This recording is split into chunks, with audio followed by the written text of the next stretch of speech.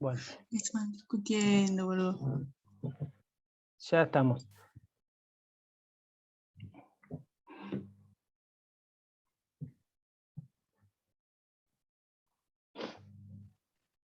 Bueno, ahora cuando volvamos todos, vamos a cerrar un poquito este capítulo, así podemos avanzar en los otros, así no se nos acaba el tiempo.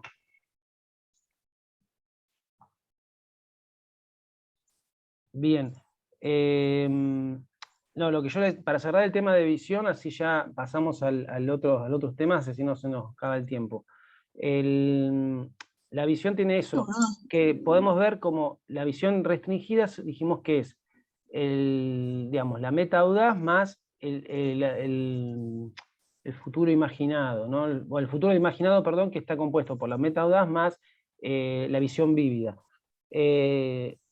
La meta audaz es un objetivo a muy largo plazo, 30 años, pero ese objetivo se puede cumplir y a veces se puede cumplir mucho antes de lo esperado. O sea, cuando se cumple ese objetivo, la misión se puede transformar y obviamente hay que reformular la misión. Es como decíamos, la misión de una empresa, por ejemplo, no sé, la de Steve Jobs o de alguna de estas empresas tecnológicas, seguramente se cumplió mucho antes de lo que pensaban, porque el avance fue tan rápido que seguramente cumplieron su visión, entonces tuvieron que reformular la visión. Entonces, la visión tiene ese componente, que una vez cumplido se vuelve a reformular, y también se puede reformular sin haber cumplido esa misión, porque por ahí cambiaron las expectativas o las ideas de futuro que quiere la organización, cambió la dirección, cambió la cultura, cambió la gente, o sea, tantas cosas pueden cambiar que la visión se puede cambiar. Por lo tanto, la visión lo que tiene que estimular es a la gente a comprometerse con la organización. Eso es lo que busca tanto la misión como la visión.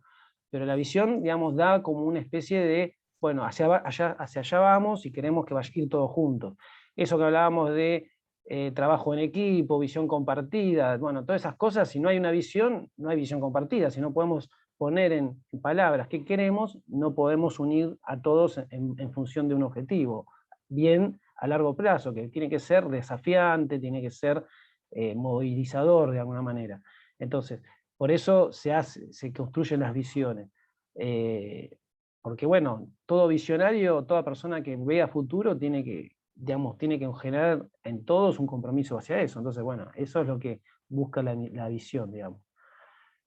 Bien, entonces eso es lo que van a tener que ustedes hacer, digamos, en esta. Pero acuérdense que tiene que tener estos dos componentes, la meta audaz y la visión, la descripción vívida, que es como una imagen, o sea, para que se pueda hacer, digamos, algo que la gente pueda asimilar, la idea es que tenga algo que sea como una imagen. No sé, por ejemplo, si yo fuera una empresa de pan, diría, bueno, que el pan, sea el pan de cada día en la mesa de la gente. O sea, por ejemplo, entonces uno puede ver a todas tener en la familia la gente comiendo el pan X, supongamos, en su mesa, o la bebida o la comida. O sea, es como una imagen. Muchas veces eso se usa en las propagandas para transmitir eso, digamos, ¿no? En los eslogans de las empresas. Bueno, con respecto al tema de empecemos El punto ¿con 2 cuál quieren que primero, empecemos? profe. Con El toma de 2 decisiones. que el 13 es toma de decisiones. El Sí, punto 2 a mí me quedó muy confuso. Ahí sí, dicen en el chat el punto 2.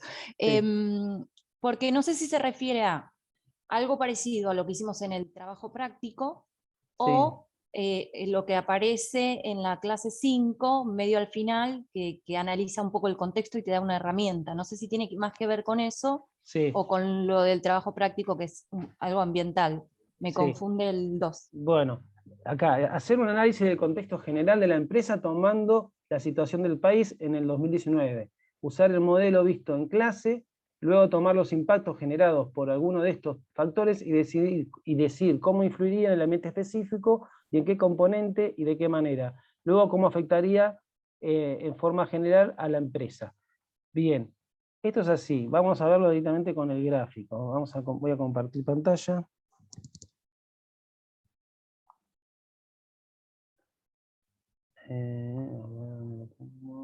Acá. Bueno, a ver si Vamos a ponerla grande. Bien. Bueno. Fíjense, acá está lo que es la organización con su rueda operativa, digamos, interna, que no lo vamos a analizar ahora, pero lo vimos en la clase 1. O sea, todos los No se ve procesos... nada, ¿No No se se ve? ve nada, no. Ah, a No, ver. no se ve. Yo puse compartir, a ver. Sí, figura compartir pantallas, pero Esperen que voy entonces... New share. Esperen que voy a hacer lo siguiente. Ahí está. ¿Ahí? No. ¿Tampoco? Ah, ahí sí, ahí sí. ¿Sí? Bien. Sí, sí. Bien, ok. Uy, hice. Ahí fue. Sí, se fue. Ah, esperen, estoy haciendo macana. Ok, share. Ahí. Bien, ahí está. Y ahora lo pongo grande. Ahí sí, ¿no? Sí. Bien, bueno. Entonces, fíjense. Acá tenemos la organización y tenemos el ambiente. El ambiente específico y el ambiente general, con cada uno de sus componentes. Esto es lo que ustedes vieron en la ficha. La idea es el siguiente. Acá tenemos que tener en cuenta que hay el ambiente general, como dijimos, es el ambiente que afecta a todas las organizaciones por igual, y también afecta a la organización en forma indirecta. ¿Por qué en forma indirecta? Porque lo hace a través del ambiente específico, de algún componente del ambiente específico.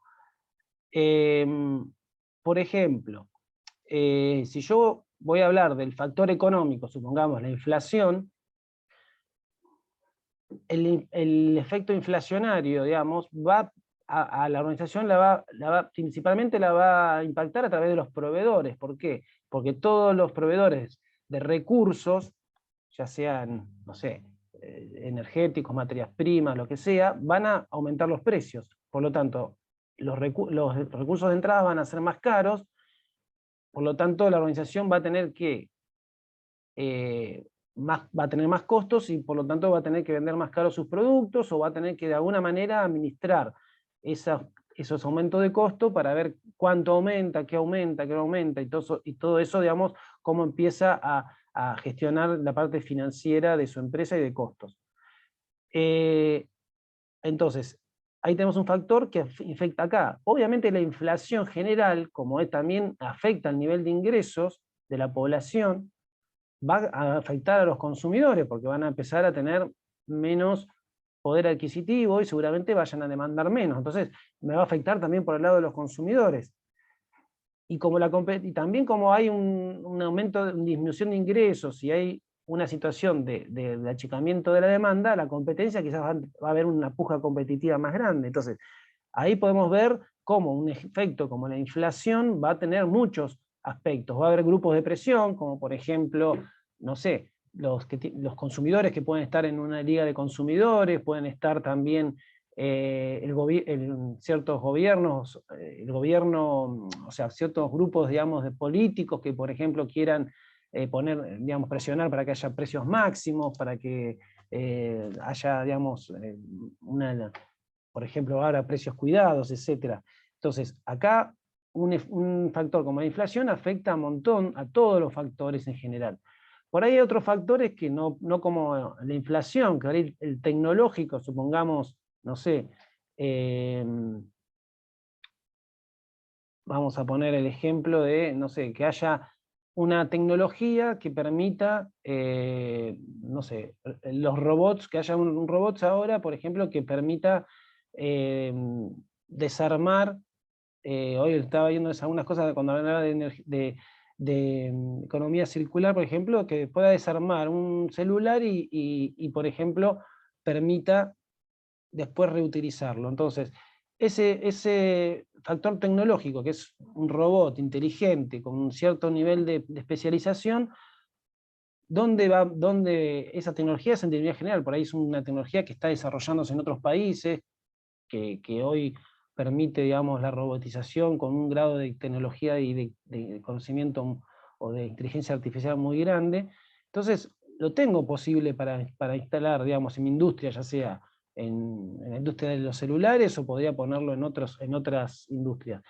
¿Dónde va a impactar eso? Y bueno, los proveedores, que hay que ver si los proveedores van a tener acceso a esa tecnología o no, si esta tecnología, por ejemplo, hoy que es importada, la podemos importar, si tenemos acceso o no, y ahí van a estar las restricciones que ponga el gobierno respecto a, digamos, restricciones para la entrada de cierto tipo de tecnología, de visas y otras cosas, que ahí va a estar el factor económico y las regulaciones propias que pongan los gobiernos.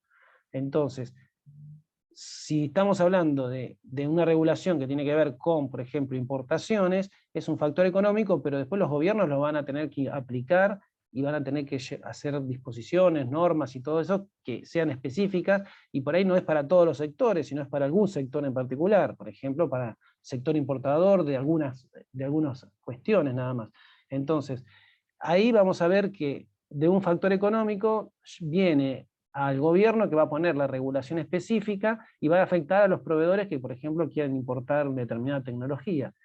Entonces, eso, ¿cómo va a afectar a la empresa? Y bueno, que la empresa va a poder acceder o no va a poder acceder a esa tecnología, va a poder importarla o no va a poder importarla, va a tener que hacer ciertos trámites y ciertas cuestiones que pueden ser más o menos engorrosas en función de la cantidad o no de regulaciones que haya puesto el gobierno. Entonces, todo eso hace a que un factor del ambiente general como el tecnológico a veces no esté disponible para poder incorporarlo a la empresa.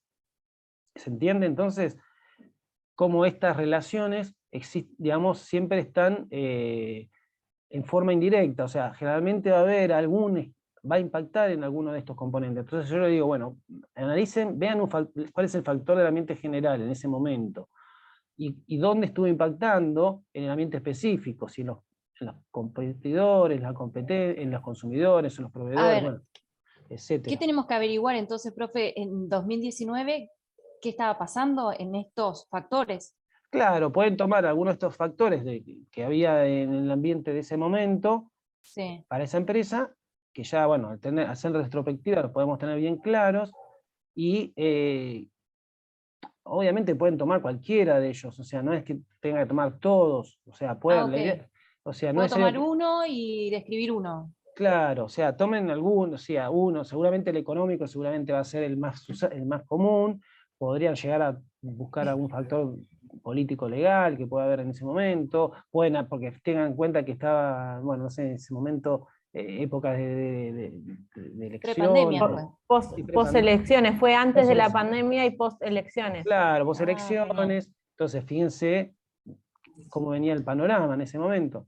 Entonces, Claro, fue la suba del dólar fines del 2018 con las claro, elecciones que claro. afectó todo después del 2019. Claro, entonces ahí tienen ese factor principalmente, que se había disparado el dólar, y por otro lado, bueno, cambio de gobierno, digamos, todo lo que es el factor político también ahí pueden poner algo, pero más que nada vinculado con las problemáticas que plantea ahí la organización.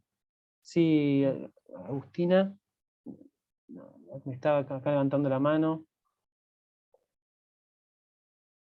¿Querías decir algo? No sé, ¿escribiste algo en el chat? Sí, perdón, profe. Sí, Hola. sí, hola. El análisis general que se hace, ¿está bien que se haga con un análisis FODA y después elegir esos impactos? No es necesario ¿O el no? análisis No FODA, se no. hace. No, el análisis FODA, ¿No? si lo hacen, va a estar de más. O sea, no es lo que yo les pido. Yo les pido es que Perfecto. usen este modelo. Porque ustedes el análisis FODA ya los conocen, yo no lo usé porque ya los conocen de otras materias y está muy usado. Este análisis no lo tienen más, no es tan conocido y me parece que está bueno. Entonces, no, lo que tienen que hacer, porque esto es aplicar el modelo sistémico, es la idea de entender cómo un sistema afecta a otro. Acá tenemos el sistema político, afecta a otros sistemas, que son otras organizaciones o instituciones sociales, que afectan a la organización. O sea, acá estamos hablando de un conjunto de sistemas que se van relacionando entre sí. O sea, este enfoque, que en realidad lo plantea estos autores, que están vinculados, o sea, tienen este enfoque sistémico, entonces la idea es entender cómo se relacionan los sistemas entre Es sí. un poco entender que el efecto a veces tiene múltiples causas que no están relacionadas directamente. sino que hay Claro. otras cosas que van pasando en el medio hasta llegar ahí. O sea, puede Claro, impactar en otro subsistema y después llegar a otro. exacto, establecer una relación de causas y efectos entre los impactos. Acá tenemos, o sea, entender que por ahí a veces el problema es una decisión política, una decisión económica, una decisión tecnológica, va a llegar de alguna manera a la organización, a pesar de que por ahí parece lejana o parece algo de otro lugar, pero siempre llega de alguna manera el impacto. Estamos hablando que hoy ya lo sabemos, porque si teníamos alguna duda, nos sacamos la duda con respecto a la guerra de Ucrania y cómo nos impactó a todos y todo eso. Entonces, si bien esos son factores del ambiente general, que incluso no son de nuestro país, pero también influyen, entonces en este ambiente general están todos esos factores económicos que pueden ser de otros países, decisiones políticas o problemas políticos de otros países, o sea, también nos afectan indirectamente. Pero bueno, esa es la idea, digamos, entender esa relación de pactos entre sistemas entre sí y de influencias. ¿Quedó algo más o menos claro entonces? Bien.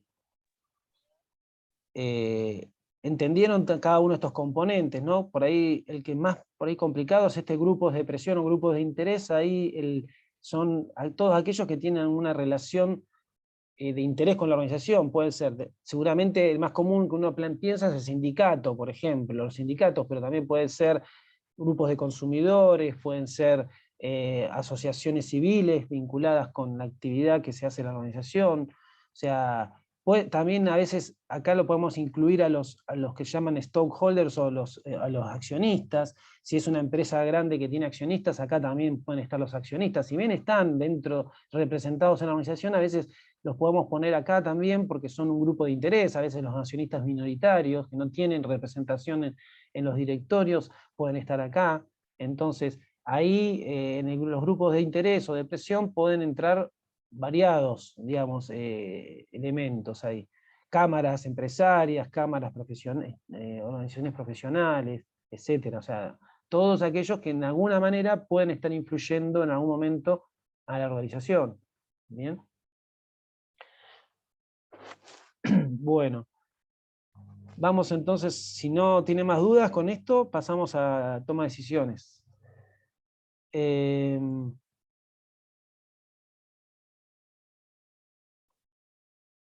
Desde que el menú lo abro, así.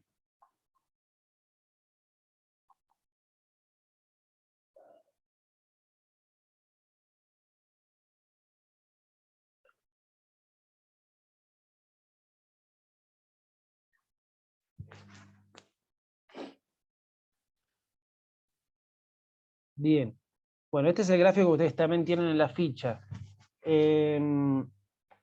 Bueno, acá el proceso se los voy a explicar así rápidamente para que ahí tengan más idea, que no tuvieron por ahí la explicación, pero empezamos con el tema de toda decisión se plantea como una situación o problema de decisión. Un problema es si hay algún problema, por ejemplo, cayeron las ventas, aumentaron los costos, bajaron, digamos, hay una nueva disposición de gobierno que nos implica tomar una decisión, etc. Cosas que por ahí nos impone el contexto, o que son problemas que genera la organización, no sé, hubo una falla en la producción y salieron productos con mal estado y generaron problemas, o no sé, cualquier tipo de problema. Situaciones deseadas pueden ser algo que se quiere lograr, por ejemplo, no sé, empezar a aprovechar alguna oportunidad del contexto, queremos empezar a exportar, o tenemos un contacto comercial y queremos ver si los podemos aprovechar y empezar a vender a otro lugar, tanto, no sé, en el país o en el exterior, bueno, etcétera, digamos. Podemos ver un montón de tipos de oportunidades que se nos presentan, o objetivos que tiene la organización. Bueno, queremos, no sé, venimos muy bien y queremos ampliar la producción y necesitamos, no sé, ver cómo hacemos, o sea, si agrandamos la planta, si compramos mejor tecnología, bueno, etcétera. Se pueden plantear un montón de situaciones también de decisión que no parten de problemas, sino parten a veces de oportunidades. Bien, entonces, a partir de eso, fíjense que tenemos dos tipos de decisiones, estructuradas o no estructuradas. El problema puede plantearse en forma estructurada, porque puede ser un problema de tipo operativo, repetitivo, cosas que normalmente pasan, o sea, supongamos, no sé, se enferman personal, o el personal falta más de lo debido, o se rompe una máquina en el proceso productivo, etcétera. Son cosas que generalmente, habitualmente pasan. Entonces, ante esas situaciones, la organización ya tiene decisiones, podemos decir, programadas, o sea, no tiene que tomar no tiene que hacer un proceso decisorio particular. Hay un problema en el proceso productivo, bueno, ¿qué se hace? Hay un protocolo, no se separa el proceso, se revisa la máquina, se llaman a los técnicos, o sea, hay algún protocolo para poder ver qué pasa ante una situación determinada. Falta una persona reiteradas veces y bueno, se la percibe, se la suspende, depende si no está justificada, si está justificada, bueno, todas esas cosas ya están, digamos, programadas en las organizaciones. Entonces, ese tipo de decisiones ya estructuradas, que se presentan siempre de la misma manera, y de alguna manera ya sabemos cómo resolverlas, y hay una forma ya de resolverlas, a veces ya hay una política de la organización, hay reglas que ya están establecidas, entonces bueno, ahí es automática la decisión, no hay ninguna posibilidad de hacer un proceso decisorio. Ahora, en otras situaciones, según el tipo y complejidad de la decisión, necesitamos generar un proceso decisorio. Generalmente son las decisiones no programadas, las que no son estructuradas, donde la situación de decisión se plantea no siempre de la misma manera, donde hay variables, más de una variable o muchas variables que influyen.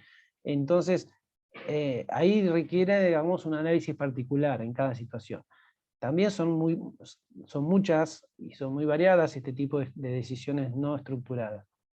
Entonces, en el caso que amerite, generalmente se hace todo este proceso decisorio.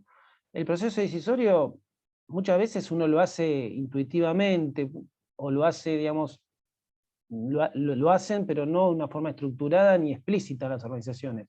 La idea es que ustedes aprendan una forma estructurada, una metodología para que si ustedes el día de mañana o tienen que tomar una decisión y tienen que demostrar ante otros por qué tomaron la decisión, o otros le piden o les condicionan las decisiones, y bueno, está bien, vos querés que sea así, así, así, bueno, yo lo pongo así, lo explicito, porque por ahí a veces cuando hablamos de quiénes son los que llevan, los que toman las decisiones, por ahí uno tiene que tomar la decisión, pero tiene otros terceros, que puede ser el jefe, pueden ser los dueños, pueden ser otros determinados, que también influyen en esa decisión, ponen condiciones, ponen limitantes, o sea, entonces, a veces no toda la decisión está manejada por uno, no maneja todos los criterios, los criterios que están impuestos.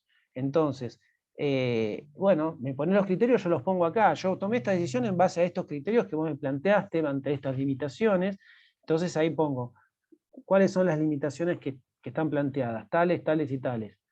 Tiempo, dinero, recursos o tipo de cosas que uno plantea. Bueno, ahí aparecen, cuando hablamos de limitaciones, limitantes, hablamos de criterios obligatorios, ¿no? Cuando hablamos de preferencias, hablamos de criterios no obligatorios.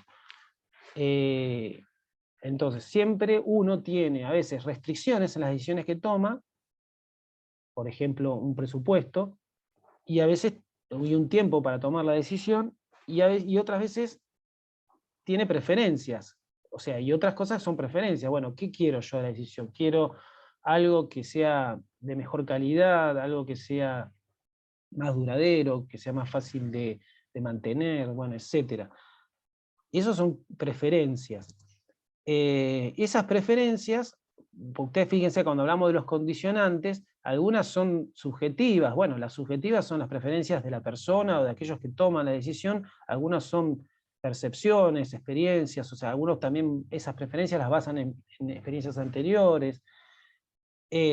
Como también está la racionalidad, a veces no sabemos todas las variables, tampoco podemos tomar una decisión, poner 20.000 criterios de decisión, porque estaríamos siempre para tomar decisión tenemos que ser eficientes, entonces no podemos poner un montón de variables para analizar, tenemos que poner algunas, no podemos analizar todas las infinitas posibilidades, porque también no tenemos el tiempo ni la forma de saber todas las posibilidades. Entonces, la racionalidad con la que tomamos las decisiones siempre es más o menos limitada, porque vamos a tener ciertas restricciones de tiempo, de recursos, de creatividad, o de conocimiento o de información para tomar la decisión óptima. La óptima es una decisión que se puede tomar con toda la información.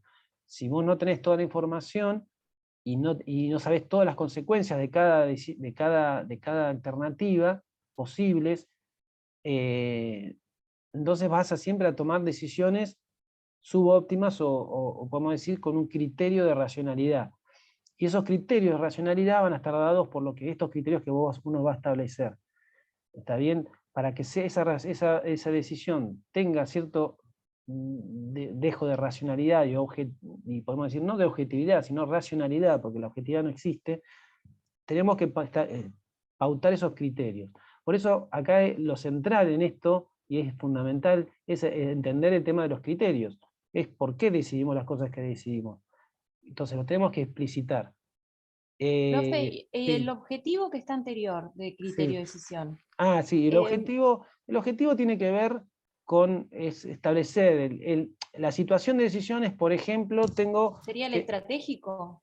No, el objetivo es el objetivo de lo que quiero lograr. O sea, está muy vinculado con el problema o la situación de decisión. Por ejemplo, yo tengo que elegir comprarme unas zapatillas y yo digo, bueno, compro la marca X o Adidas o la marca Nike. Y yo digo, bueno, mi objetivo es comprarme unas zapatillas que me sirvan para hacer gimnasia, por ejemplo, o para correr. Entonces, ahora, el objetivo es tener unas zapatillas para poder correr, por ejemplo, si yo hago running. Ahora, y la situación de decisión es elegir entre todas las posibles, o entre dos marcas que me recomendaron, no sé, Nike o Adidas, ponele. Y ahí voy a tener una cierta cantidad de modelos de cada una. Entonces, mi objetivo es lograr tener esas zapatillas que necesito para, no sé, para salir a entrenar o para una competencia. ¿Está bien? Ese es mi objetivo. Entonces, ahí defino. La situación de decisión es la situación que me plantea mi decisión, elegir entre tales o cuales, o entre esta variedad de posibilidades. En este caso, para ustedes, la situación de decisión será elegir entre disminuir la planta o buscar salir a exportar, o sea, nos achicamos o nos tiramos a expandir, digamos, sería, ¿no? Buscamos, nos vamos a menos o nos vamos a más, digamos, sería la organización en este caso. Bien. Profe, yo Sí. en cuanto a eso tengo una duda, Sí. porque en la parte que planteas la alternativa de exportar, Sí. pone como que una parte de esta alternativa costaría X. Entonces, no puedo considerar bien las dos opciones si solamente sé una parte del costo. Voy textualmente a la Sí. situación que se plantea, ¿no? Sí. Sí, el costo, yo igual creo que el costo de o sea, en una, o sea, yo puse algunas variables, pero digamos, para que tengan, en una era la reducción, venía con un ahorro, pero venía con un costo creo que Indemnización de 60 indemnizaciones. millones. Claro, exacto, de indemnizaciones. Y la otra venía con un costo, digamos, de la inversión que se tenía que hacer. A los $400.000, creo. Claro. O sea, en realidad está dado para que tomen eso como una variable, no es para que hagan una cuenta y sean rigurosos en la parte matemática del asunto, sino es para que tomen eso, supongamos, si ustedes dicen, ¿cuál es la que tiene? O sea, cuando pongan un criterio, si ustedes dicen, yo quiero elegir la que tenga menor costo para la empresa, ¿y cuál es la que tiene menor costo para la empresa? Y bueno, tal, ponele, o la que tenga más posibilidad de crecimiento o de ganancias, y bueno, ¿cuál será? O la que me implique menos problemas a futuro. Uy, se me fueron. Bueno, y así. Y otra consulta sobre ese mismo punto. Sí.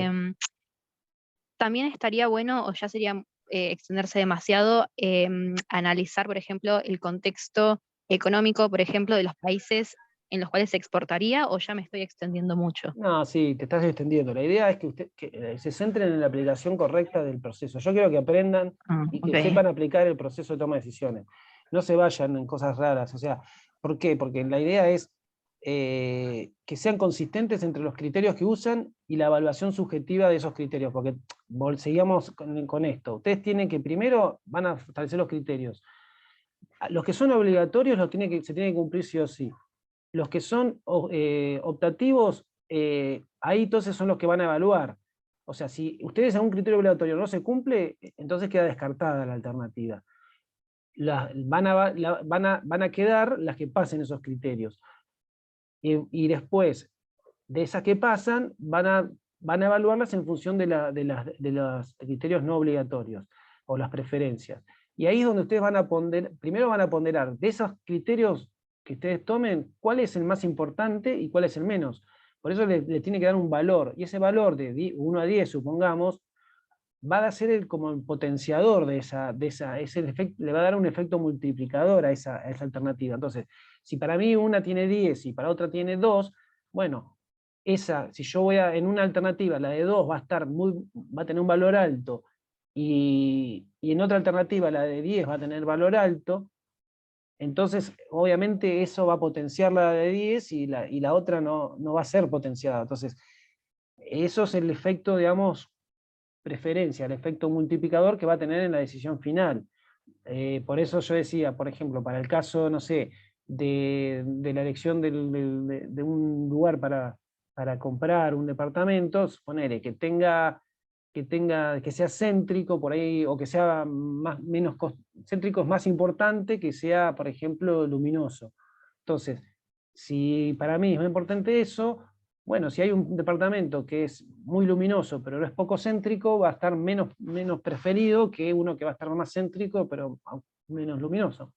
Entonces, eso sería la idea, porque como yo le voy a dar un valor subjetivo de 1 a 10, no es que y ese valor subjetivo, para vos, en este caso te voy a dar ciertos valores de criterios de objetividad que pueden ser, bueno, ¿cuál es el de menor costo? Bueno, hay una que tiene mayor costo y una menor costo, ahí hay un criterio de objetividad.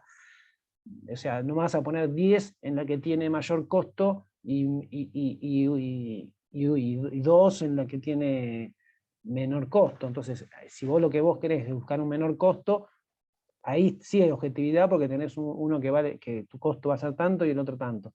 Ahora, si una es la que te da la que te genera mejor imagen, o te va a dar mayor proyección a futuro y otra menos, y bueno, ahí puede haber más subjetividad, o la podés hablar de riesgo. ¿Cuál es la situación más riesgosa? Y bueno, vos evaluás que más riesgo es salir a invertir y exportar, o es más riesgoso para vos echar gente y tener un problema legal, suponete, o achicarte, no sé. Según el tipo ahí va a estar el tipo de decisor que seas vos. Si vos sos más conservador, para vos vas a tener más riesgo en una y vas a hacer más riesgo en otra. Entonces, bueno, ahí es ¿Pero puedo hacer una pregunta? Sí, por favor. Ahí puedo elegir lo que a mí me parezca. O sea, yo digo, sí, yo sé que arriesgarme a exportar me puede traer más complicaciones, pero decido arriesgarme. ¿Está bien si justifico por qué me arriesgué? Sí, acá no hay una de las dos decisiones que es correcta. Va a ser, o sea, no hay una solución a eso correcta, porque en este caso en la administración no hay una solución correcta a esta situación. ¿Por qué? O sea, en este tema, porque acá no sabemos cómo va a surgir, cuáles van a ser los efectos futuros. Ahí la decisión correcta es la que sea consistente con todos los criterios que ustedes plantearon. ¿Está bien? Entonces, ustedes tienen que plantear bien los criterios y van a tener que elegir en consistencia con eso. Ahora, digamos, si ustedes tuvieran que esto en la práctica llevarlo adelante, y bueno, ahí puede ser que le vaya bien o le vaya mal. No es que hacer toda esta metodología le implique la seguridad de que le vaya bien o vaya mal, pero sí van a ser consistentes con los criterios que se plantearon. Y ustedes van a tomar una decisión que va a ser consistente con lo que piensan los dueños, con lo que piensan aquellos que están en la organización. O sea, estas decisiones los criterios van a salir no digamos, de una fantasía de ustedes, sino van a tener que salir de información. O sea, obviamente acá en el caso yo les doy alguna información, pero es escasa. En la realidad quizás tengan mucha más información. En el caso, por ejemplo, de elegir un departamento, tienen mucha más información que a veces elegir, digamos, estas alternativas que a veces no tienen toda la información. Van a tener que asumir más riesgos, o por ahí van a tener que ver, no van a saber si es la mejor alternativa. Porque por Y ahí le después, va mal exportando, capaz que las cosas cambian y las cosas no parece como... pero bueno, yo tampoco les doy una idea de cuántos ganarían a futuro, o sea, podría haber mucha más información que ya acá no le doy. Yo lo que quiero es que ustedes apliquen bien los criterios, sean consistentes en eso. Bien. y hace falta imaginar una situación en la que se implemente la alternativa que elijamos y evaluar el proceso. No, porque acá donde dice, bueno, ustedes desarrollan las alternativas, acá tienen que explicar, en la parte de desarrollo, explicar si, o sea, por ejemplo, si ustedes plantearon un criterio como el riesgo, bueno, cuando desarrollan las alternativas, la alternativa A, el riesgo es alto, la alternativa B, el riesgo es medio o bajo. Por ahí no tienen, o sea, por ahí el costo, en la alternativa A el costo es de 400.000, en la alternativa B el costo es de tanto, ¿está bien? Ahí por ahí tienen un valor, en la otra no van a tener un valor de riesgo, para ahí ustedes lo perciben como alto, o lo perciben como bajo, o lo perciben como medio o moderado. Entonces, ahí cuando desarrollen las alternativas, sí tienen que poner información que ustedes supongan o que esté en el caso para cada uno de los criterios. ¿Está bien? Y alguna puede ser con datos, y otra puede ser con suposiciones, o otra puede ser con percepciones, por ejemplo, de riesgo. ¿Está bien? Entonces ahí ustedes van a tener que poner algo de información para decir, bueno, la alternativa A es esto. Si yo mi criterio es, no sé, imagen, bueno, la primera me va a dar mala imagen, porque yo voy a echar gente. La segunda me va a dar mejor imagen. Bueno, ahí hay un criterio es más racional. Sé que una me va a dar mejor imagen que otra, pero por ahí una me va a ser más riesgosa que otra. Entonces, si yo prefiero asumir poco riesgo y no me importa la imagen, voy a elegir un tipo de alternativa. Si a mí prefiero asumir más riesgos y me importa la imagen, entonces voy a asumir otra. O sea, ahí sería, digamos, los criterios que cada uno ponga. Entonces tienen que ser consistentes con esos criterios. Y la evaluación, bueno, es eso, hacer los cuadros, dándole valores y multiplicándolos por la ponderación que hagan. Y ahí le va a dar un número total, y después en la selección ustedes tendrían que dar una especie de pequeño informe, decir, bueno, nosotros elegimos la alternativa A porque consideramos que es menos riesgosa, nos va a dar más garantías digamos, de sostenibilidad futuro, etcétera, etcétera. Y así, digamos, hacen una pequeña fundamentación en función de lo que las variables que usaron, los criterios que usaron, y por qué algunos fueron más ponderados y mejores valorados que otros. Y eso es un pequeño informe que hacen ahí de por qué eligieron eso. Después, en esta parte de implementación, no es que acá no tienen que establecer esto, ¿no? Ahí no va. Esto sería, en el caso de que se implementara a futuro, van a tener que ver los resultados y van a tener que evaluar el proceso. Acá llega hasta acá, hasta la selección de la alternativa. Todo esto no es necesario que lo supongan ni nada. Está bien, pero sí saben que si esto después del día de mañana es en una situación real, ustedes van a tener una implementación y van a tener resultados, y ahí van a evaluar qué pasó, si fue buena o no la decisión, si capaz que se equivocaron en el proceso, si los objetivos eran quizás demasiado ambiciosos, o la situación que evaluaron no era la correcta, bueno, etcétera, etcétera. Entonces, eso va a ser algo posterior. Acá llegan ustedes hasta la elección.